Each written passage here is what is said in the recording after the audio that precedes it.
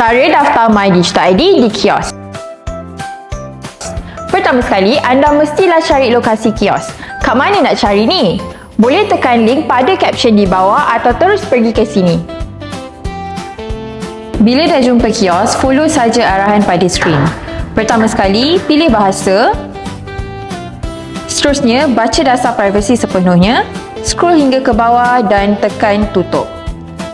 Seterusnya, tekan saya setuju. Masukkan my card anda di sini. Tunggu sebentar.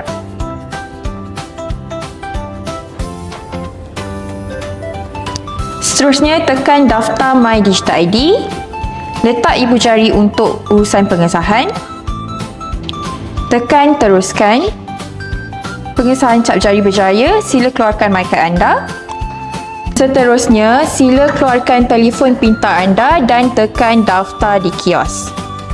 Sila imbas kod QR di skrin kios. Kemudian, sila lakukan proses imbas wajah.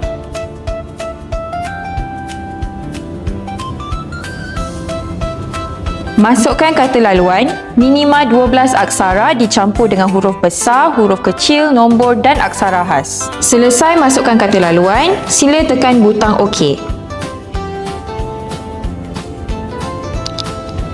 Aktifkan biometrik. Dah selesai, itu sahaja untuk pendaftaran My Digital ID di kios.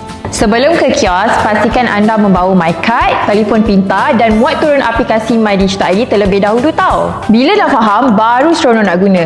Jom daftar My Digital ID untuk urusan digital yang lebih selamat, pantas dan mudah.